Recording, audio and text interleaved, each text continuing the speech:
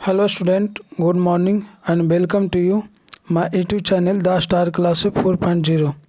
आज मैं 10वीं कक्षा के विद्यार्थियों के लिए संस्कृत का 100 महत्वपूर्ण क्वेश्चन लेकर आया हूं, जो आने वाला किसी भी संस्कृत से संबंधित एग्जामिनेशन के लिए बहुत ही उपयोगी साबित होगा। तो आप लोग इस वीडियो को बिना स्किप किए हुए देखें और साथ ही साथ अगर यह वीडियो अच्छा लगे तो आप अपने दोस्तों के बीच शेयर भी करें, जिससे आपके दोस्तों को भी इसका लाभ मिल सके। तो बिना समय को गवाए हुए वीडियो को स्टार्ट करते हैं। पहला क्वेश्चन दिया गया है, भारत महिमा पाठ में कितने पद है? भारत महिमा पाठ में कितने पद है? तो भारत महिमा पाठ में 5 पद है और उसमें प्रथम 2 पद है। जो पहला जो विष्णु पुराण से लिया गया है और दूसरा भागवत पुराण से लिया गया। और इस पाठ में भारत के महत्व के बारे में बताया गया, भारत के गुणगान गाया गया है। इसमें बताया कि भारत है जो विभिन्न धर्म संप्रदाय के लोग एकता की भावना को धारण किए हुए रहते हैं, और भारत की जो भूभाग है वह विशाल है, ममतामयी है, रम्य रूपा है। उसके साथ ही साथ यहाँ की जो प्राकृतिक सुंदरता झरनों से, सागरों से, पर्वतों से और बहती हुई नदियों से हमेशा सुसज्जित है।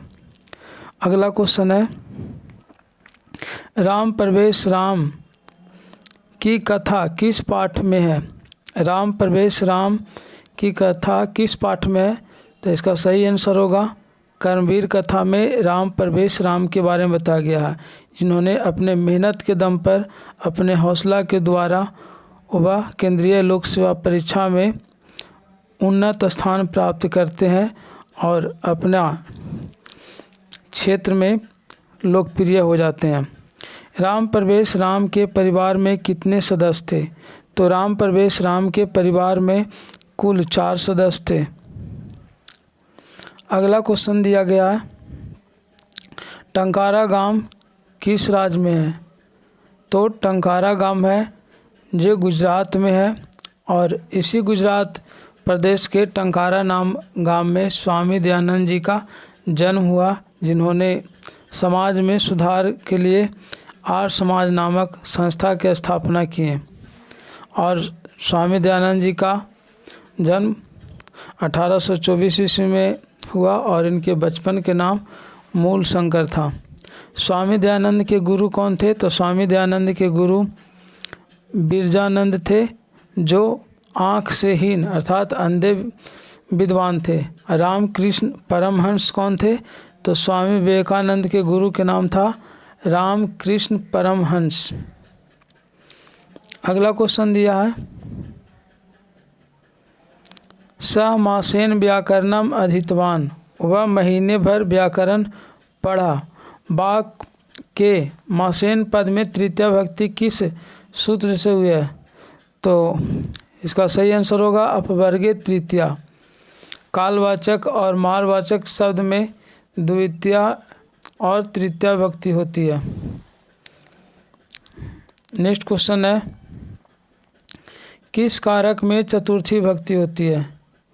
तो संप्रदान कारक में चतुर्थी भक्ति होती है, और इसका चिन्ह होता है को या के लिए। तिष्ठतु किस धातु का रूप है?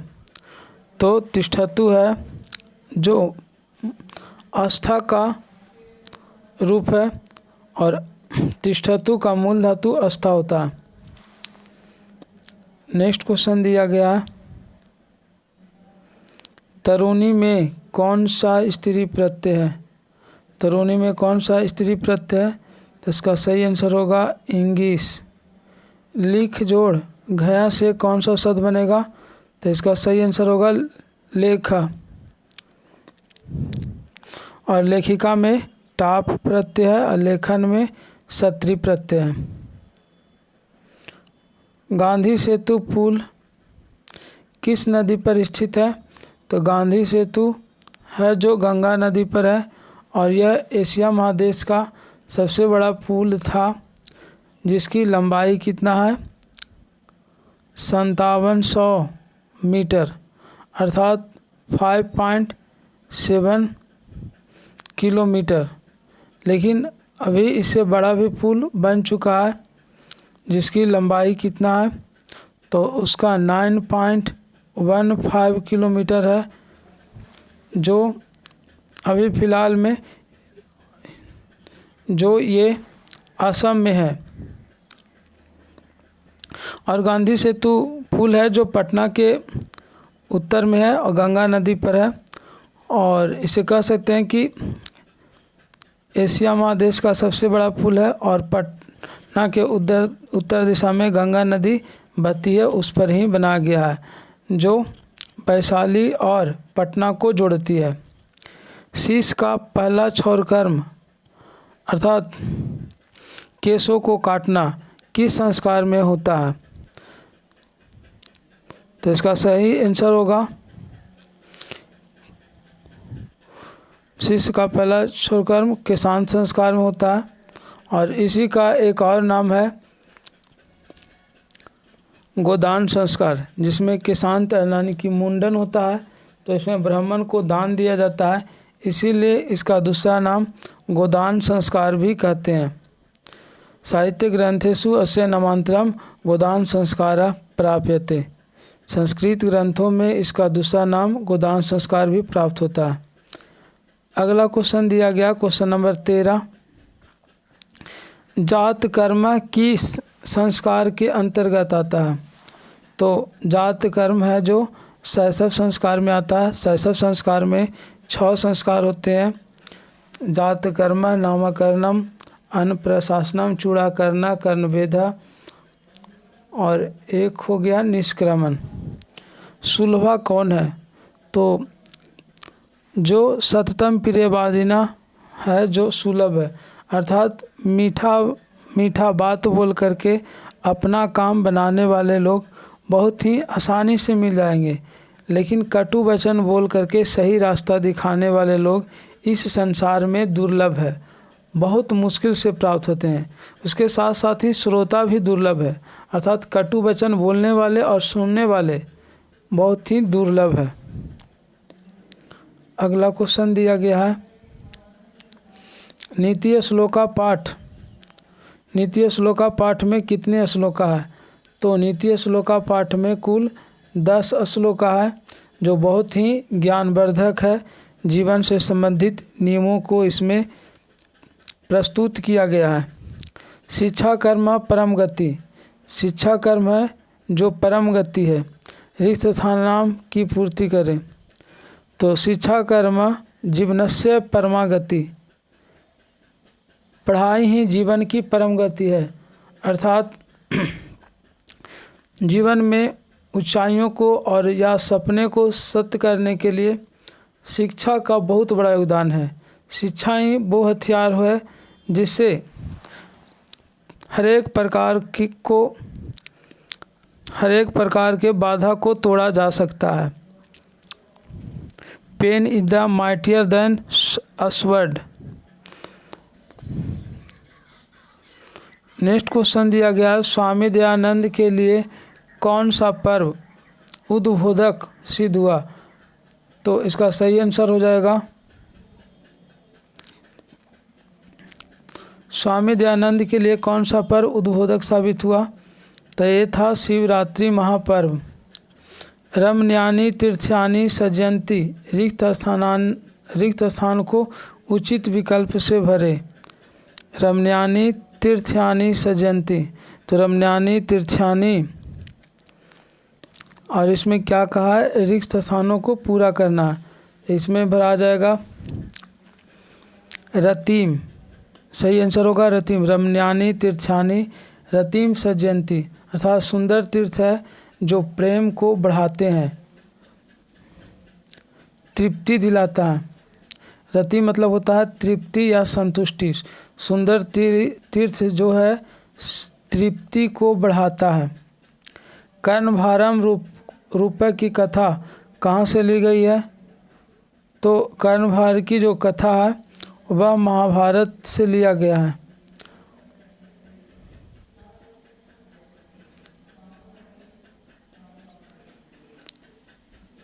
अनंतरम के योग में अनंतरम के योग में किस विभक्ति का प्रयोग होता है? तो इसका सही आंसर होगा पंचमी विभक्ति। किस समास का प्रथम पद अव्यय होता है? तो अव्ययीभाव समास का प्रथम पद अव्यय होता है। अव्ययीभाव समास का प्रथम पद अव्यय होता है। दूराचार में कौन सा उपसर्ग है? तो इसका सही आंसर होगा दूर। किस पद में परि उपसर्ग है? तो इसका सही आंसर होगा परीक्षा। परि जोड़ इच्छा से बनता परीक्षा और इसमें परि उपसर्ग है और ये दीर्घ स्वर संधि का उदाहरण भी है। अगला क्वेश्चन है संबोधन कारक में कौन सी विभक्ति होती है? संबोधन कारक में कौन सा विभक्ति होती है? तो इसका सही आंसर हो जाएगा प्रथमा। ऑप्शन नंबर ए इसका सही आंसर होगा। नमः अव्यय के योग में कौन सा विभक्ति होता है? तो नमः स्वस्ति स्वाहा अलम बसट योगे च। नमः स्वस्ति स्वाहा अलम बसट योगे च चतुर्थी था, जिसमें नमः स्वस्ति स्वाहा ये सब रहे उसमें चतुर्थी विभक्ति होती है। नेक्स्ट क्वेश्चन है पिता पुत्रम अभि क्रुध्यति। वाक्य में पुत्रम पद में कर्म संज्ञा की सूत्र पर आधारित है। तो क्रुद्ध दुहे रूप सृष्टयो कर्म। ऑप्शन नंबर इसका बी सही आंसर होगा। क्वेश्चन नंबर 27 दिया है तस्मीन किस सर्वनाम का रूप है? तस्मीन तो ये तत्सर्वनाम है और तस्मीन होता है जो तत्शब्द रूप के सप्तमी विभक्ति के एक वचन में होता है और पुल्लिंग में। भवता पद का मूल रूप क्या है? तो इसका सही आंसर होगा भवत। नेक्स्ट क्वेश्चन है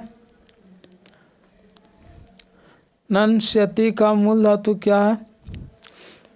तो इसका सही आंसर हो जाएगा नास। ऑप्शन नंबर बी इसका सही आंसर होगा।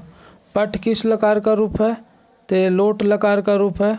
लोट लकार जैसे इसमें क्या होता है तू ताम अंतु आ तम ता आनी आवाम। तो इसमें पठ में आ जो जुड़ा हुआ है जिसे इसका हलंत खत्म हो गया, यानी ये आ जुट गया है पठ में, जिसकी वजह से इसमें हलंत यहाँ नहीं लगा हुआ है। तो ये लोट लकार का रूप है। पा धातु के लीट लकार का रूप निम्न में कौन है?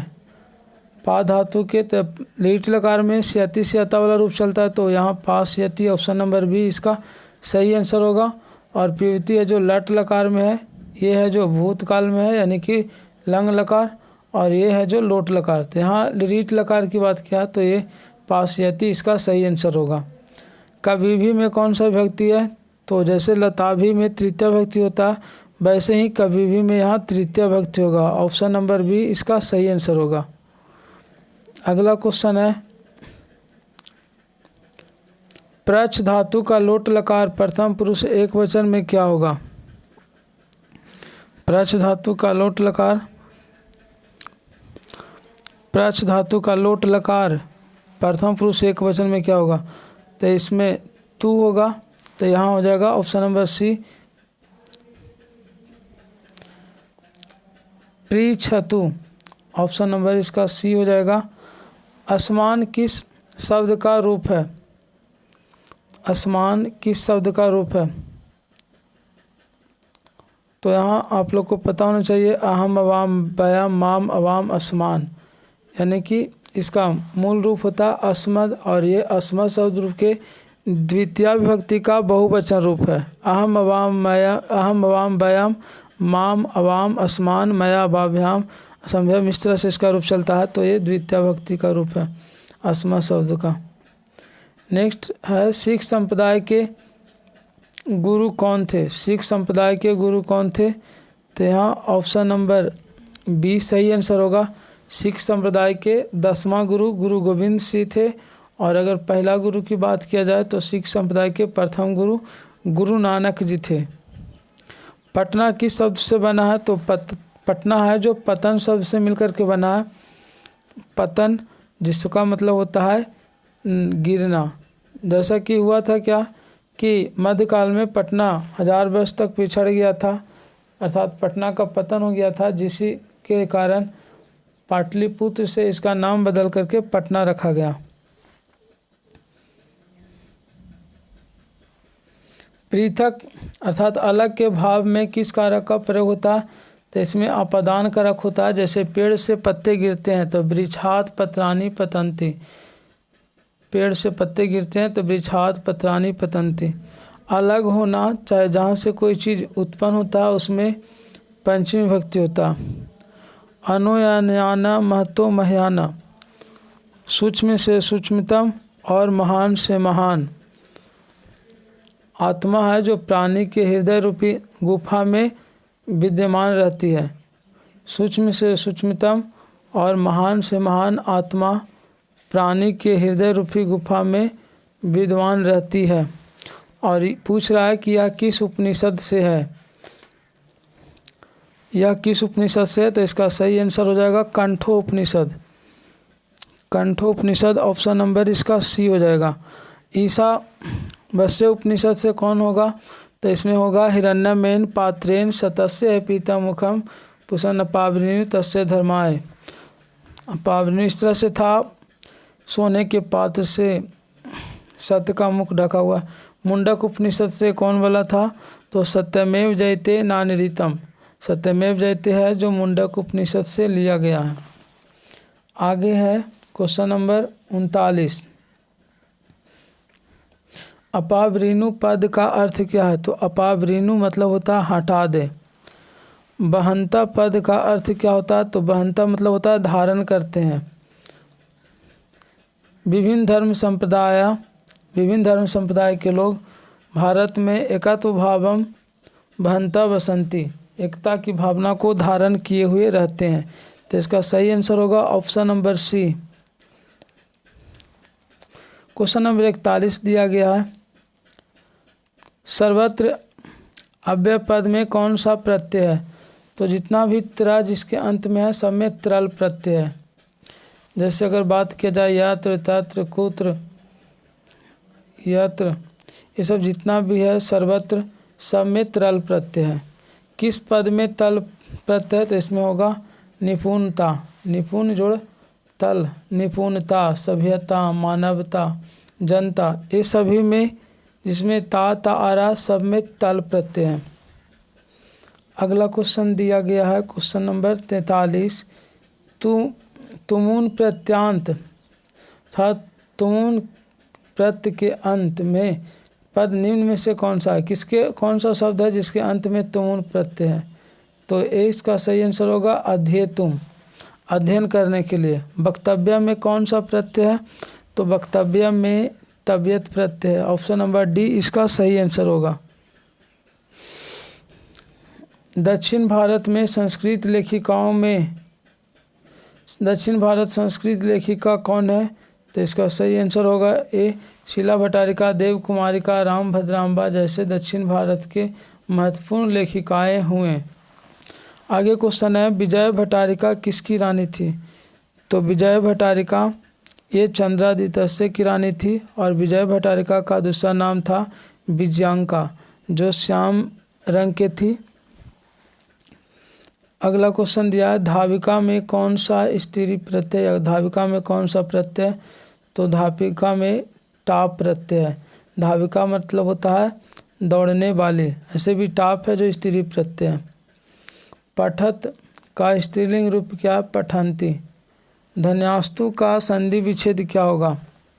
धन्या जोड़ तू से बनेगा धन्यास्तु, और ये विसर्ग है जो जब जुड़ेगा तो सा का उच्चारण ले लेगा, दंत स।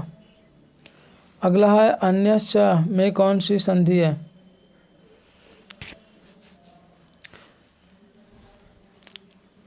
तो इसका सही आंसर हो जाएगा व्यंजन संधि, ऑप्शन नंबर बी।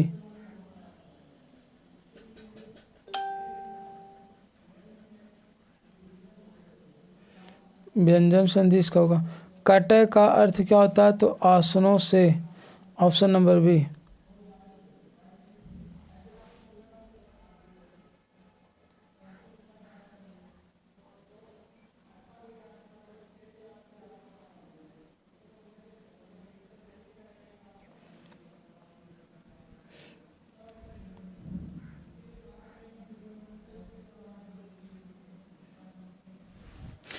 न अलसानाम गति कचित लोके कारुणिकम बिना हो जाएगा, अर्थात नहीं आलसियों की गति है दयावान लोगों के बिना। अर्थात दयावान आदमी अगर नहीं रहे इस संसार में तो आलसी कभी जीवन में उन्नति नहीं कर सकता है। इसीलिए लिखा है न अलसानाम गति कचित लोके कारुणिकम बिना। पति ही स्त्रियों की गति है, बालकों की गति माँ, और दयावान लोगों के बिना आलसियों की गति नहीं है। अलस कथा पाठ में अहो कथोमयम कोलाहला। अलस कथा पाठ में अहो कथोमयम कोलाहला, यह क्यों शोरगुल हो रहा है, किसकी युक्ति है? ते पहला व्यक्ति बोलता है अहो कथोमयम कोलाहला, तो दूसरा बोलता है तर्क्यते यद अस्मिन् गृहे अग्नो लग्नि अस्ति, लगता है इस घर में आग लगा हुआ है। तो तीसरा बोलता है कोई धार्मिक व्यक्ति नहीं है जो इस समय भीगे हुए चटाइयाँ कम्बल से ढक दें। अगला क्वेश्चन है अलस कथा में आग किसने लगाई थी? तो इसका सही आंसर होगा अलस शाला के कर्मचारियों ने। ऑप्शन नंबर इसका सी हो जाएगा। अलस शाला के कर्मचारियों ने अलसशाला में आग लगाए थे, जिसको नियोगी पुरुष कहा गया है। नेक्स्ट है ऋग्वेद में कितनी ऋषिकाओं का उल्लेख है? तो ऋग्वेदे चतुर्विष्टि, अर्थात ऋग्वेद में 24 और अथर्ववेद में अगर पूछा जाए तो 5। ऋग्वेद में 24 और अथर्ववेद में 5 ऋषि पत्नियों का उल्लेख है।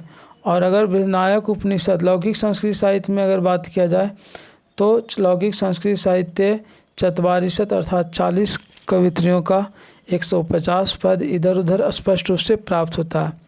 समाज की गाड़ी किससे चलती है? तो पुरुषों और नारियों से चलती है, अर्थात साहित्य में भी दोनों का समान महत्व है। नेक्स्ट है ऊपरी के योग में कौन सी विभक्ति होती है? तो ऊपरी, अधः, पूरा, पश्चात, अग्रे, दक्षिण, उतरते, ये सब के योग में षष्ठी विभक्ति होती है। तो इसका सही आंसर होगा षष्ठी विभक्ति, ऑप्शन नंबर सी। 10 आननी आननानी यस्य स, 10 शीरों का समूह का समस्त पद क्या होगा? तो दशानना। ऑप्शन नंबर इसका सी सही आंसर हो जाएगा। उन्नति पद में कौन सा उपसर्ग है? इसका सही आंसर होगा उन्नति का संधि विच्छेद से अगर बात किया जाए तो उत जोड़ उन्नति होगा, और वही उत इसमें क्या होगा? उपसर्ग होगा। आ जोड़ उ के मेल से कौन सा शब्द बनेगा? तो आ जोड़ उ से ओ बनता है, और ये गुण संधि का उदाहरण है, गुण स्वर संधि। भारत महिमा पाठ का द्वितीय पद कहाँ से लिया गया है? तो भारत महिमा का दूसरा पद है जो भागवत गीता से, और पहला पद की बात अगर पूछी जाए तो आप इसको विष्णु पुराण बोलिएगा, विष्णु पुराण से। भारत महिमा पाठ के आधार पर रिक्त स्थानों को भरे। गायंती देवा किल गीतकानी, अर्थात गाते हैं, देवा मतलब होता है देवतागण, देवतागण गाते हुए हैं, तो यहाँ हो जाएगा गायंती। यहाँ होगा नरकस्य इदम में किन किन वर्णों की संधि हुई है? तो नरकस्य में आ और इदम में ई, अर्थात आ जोड़ ई। अगला क्वेश्चन है किस पद में अभी उपसर्ग है? तो इसका सही आंसर होगा अभ्युदया, ऑप्शन नंबर सी। अव्ययीभाव समास का पहला पद होता है, तो अव्ययीभाव समास का पहला पद अव्यय होता है। ऑप्शन नंबर इसका हो जाएगा डी। अव्ययीभाव समास का पहला पद क्या होता है? अव्यय। नेक्स्ट क्वेश्चन है अनाहुता में कौन सा समास है? तो अनाहुता में नए समास है, जिसका मतलब होता है अनाहुता मतलब नहीं बुलाए हुए, ना आहुता बिना बुलाए हुए। तो नए समास किसे कहते हैं? तो जिसे ना के अर्थ का बोध हो उसे नए समास कहते हैं। संस्कार कितने प्रकार के हैं? तो संस्कार 5 प्रकार के हैं। जन्म के पहले 3, शैशव में 5, शिक्षा से संबंधित शैशव में 6, शिक्षा से संबंधित 5, गृहस्थ जीवन में 1, विवाह और मरने के बाद 1 संस्कार, जिसको अंत्येष्टि संस्कार कहते हैं, या उससे दाह संस्कार या अंतिम संस्कार के नाम से भी जानते हैं। अंत्येष्टि संस्कार कब होता है? तो मरणोपरांत। इसका सही आंसर होगा ए, मरणोपरांत। अगला क्वेश्चन है अपनी उन्नति चाहने वाले को अपनी उन्नति चाहने वालों को कितने दोषों को त्याग देना चाहिए? तो निंद्रा, तंद्रा, भय, क्रोध, आलस्य और दीर्घसूत्रता, इन 6 दोष को त्याग देना चाहिए। पुरुषेन यही हाथवया निंद्रा, तंद्रा, भयम, क्रोध, आलस्य, दीर्घसूत्रता। घर की शोभा कौन है? तो घर की शोभा स्त्री को बताया गया है। स्त्री घर की लक्ष्मी है, घर की शोभा है, घर की दीपक है। इसके अलावा महापुरुषों के जन्मदात्री पूजनीय कही गई है, इसीलिए इसकी विशेष रूप से रक्षा भी होनी चाहिए। आगे है ईदम जोड़ तहसील से क्या बनेगा? तो ईदम जोड़ तहसील से बनेगा आपका ईता। ऑप्शन नंबर इसका बी सही होगा। मंदाकिनी वर्णनम पाठ किस ग्रंथ से संकलित है? तो मंदाकिनी वर्णनम पाठ है जो कहाँ से संकलित है? तो ये रामायण से है। ऑप्शन नंबर इसका बी होगा। अगला क्वेश्चन दिया गया है, शक्र ने कर्ण से छल पूर्वक क्या ले लिया? तो शक्र ने कर्ण से छल पूर्वक कवच और कुंडल ले लिया। शक्र इंद्र को कहा गया जो अर्जुन के सहायता के लिए ब्राह्मण वेश में आता है, कर्ण से कवच और कुंडल प्राप्त करने के लिए, और अंत में कर्ण कवच और कुंडल दे देता है। कुत्र तब कंगनम, कहाँ है तुम्हारा कंगन? यह उक्ति किसकी है? तो यह उक्ति किसका है? तो ये वृद्ध व्याघ्र का था, यानी बाघ इसका सही कुत्र तब कंगनम, कहाँ है तुम्हारा कंगन, यह उक्ति किसकी है? तो इसका सही आंसर होगा पथिक। इसके बाद क्या होता है कि बाघ हाथ पसार करके दिखाता है। बाघ के हाथ में क्या था? तो बाघ के हाथ में क्या था? तो यहाँ कुशा हो जाएगा। कुशा हस्ता सरस तीरे ब्रूते, हाथ में कुश लिए हुए तालाब के किनारे बोल रहा था।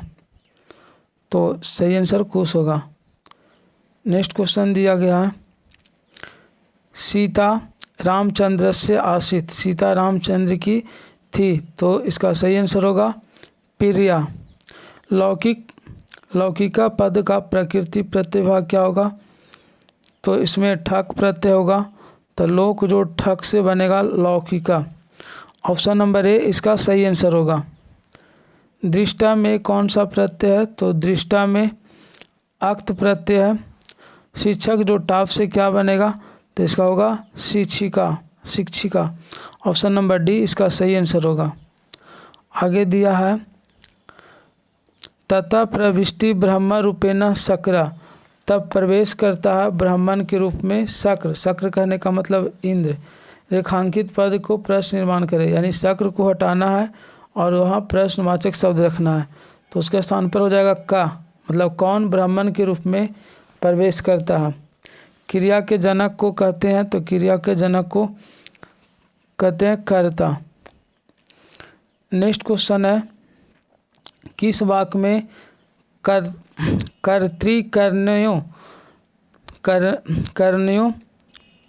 तृतीया सूत्र में तृतीया भक्ति होती है? तो यहाँ कर्ता में तृतीया भक्ति की बात कहा गया और वह कर्मवाच्य वाले वाक्य में होता है। तो बालकेन विद्यालय गम्यते, बालक के द्वारा विद्यालय जाया जाता है। नेक्स्ट क्वेश्चन हो जाएगा, नीलकंठा में कौन सा समास है? तो नीलकंठा, नीलम कंठा ऐसे सा, ये बहुव्रीहि समास का हो जाएगा आंसर। ऑप्शन नंबर सी, एक जोड़ एका से क्या बनेगा?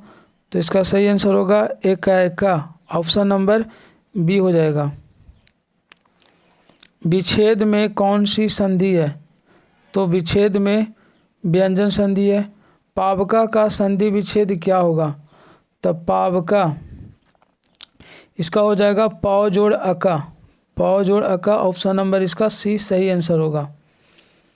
नेक्स्ट क्वेश्चन 87 नंबर है, च जोड़ अस्थि की संधि क्या होगा? तो च जोड़ अस्थि से बनेगा चास्ति। या और एक कौन सा संधि में होगा? तो ए दीर्घ स्वर संधि होगा। हस धातु के रीट लकार का रूप निम्नलिखित में कौन होगा? तो इसका सही आंसर होगा भविष्यति। किस समास का पहला पद संख्यावाची होता है? तो इसका सही आंसर होगा दिग्गु। दिग्गु समास को संख्या पूर्वे दिग्गु कहा गया, अर्थात जिस समास का पहला पद संख्यावाची हो वह दिग्गु समास होता है। नेक्स्ट है सस्नेहम में कौन सा समास है? तो इसका सही आंसर होगा तत्पुरुष, जिसका मतलब होता है स्नेह के साथ। कत्वा प्रत्यांत अव्यय निम्न में से कौन सा है? तो कत्वा से क्या बनेगा? गत्वा। गम जोड़ अक्तवा से गत्वा। नेक्स्ट क्वेश्चन है पटुतम में कौन सा प्रत्यय है? तो इसका सही आंसर होगा तम प्रत्यय। शांति किससे स्थापित होती है? तो शांति परोपकार से स्थापित होती है। क्वेश्चन नंबर 94 है सारा संसार अपना परिवार किसके लिए है? तो उदार चरित्र वालों के लिए ये पूरा दुनिया कुटुंब के समान है, परिवार के समान है। जिसमें श्लोका में कहा गया है अयम निजः परो वेत्ति गन्ना लघुचित साम उदार चरिता नाम तू वसुदैव कुटुम्बकम। यह अपना है अथवा वह दूसरा का है, ऐसा गन्ना तो नीच बुद्धि वाले लोग करते हैं। उदार चरित्र वालों के लिए तो ये पूरा संसार ही कुटुंब है, ये पूरा दुनिया ही कुटुंब है। कर्नियम पद का प्रकृति प्रत्यय निम्न में कौन है? तक्री जोड़ अनियर से बनेगा कर्नियम, यानी ऑप्शन नंबर इसका सी सही आंसर होगा। क्वेश्चन नंबर 96 दिया कर्मधारय समास का उदाहरण है। कर्मधारय तो नीलोत पलम होगा, जिसका पहला पद विशेषण या विशेष्य हो। तो यहाँ नील है यानी नीला जो विशेषण शब्द है। निरुक्त में निरुक्त का रचनाकार कौन है? तो शिक्षा कल्प व्याकरणम निरुक्तम छंद ज्योतिष। ये 6 है जो वेद के अंग है, और पाणिनि है जो शिक्षा और व्याकरणम का है। शिक्षा और व्याकरणम का कौन है? शिक्षा और व्याकरणम का पाणिनि हो गया। गौतम न्याय दर्शन का। यास्क है जो निरुक्त का है। तो यहाँ निरुक्त की अगर बात किया जाए तो यास्क होगा। शास्त्रकारा पाठ के आधार पर कक्षा में प्रवेश करते हैं, तो शिक्षिका हो जाएगा। शास्त्रकारा पाठ में कक्षाम शिक्षिका प्रविष्टि छात्रम स्वस्थानाय उत्थाय तस्य अभिवादनम कुर्वन्ति। कक्षा में जब शिक्षक प्रवेश करते हैं तो छात्रगण अपने स्थान से उठकर उनका अभिवादन करते हैं। लता शब्द के पंचमी विभक्ति एक वचन रूप क्या होगा? तो लता का पंचमी विभक्ति में लताया होगा, और एक वचन में लताया, द्विवचन में लताभ्याम, बहुवचन में हो जाएगा क्या चीज़? तो बहुवचन में होगा लताभ्या। बालकेशु किस विभक्ति का रूप है? तो बालकेशु है जो बालक शब्द रूप के सतमी विभक्ति में है।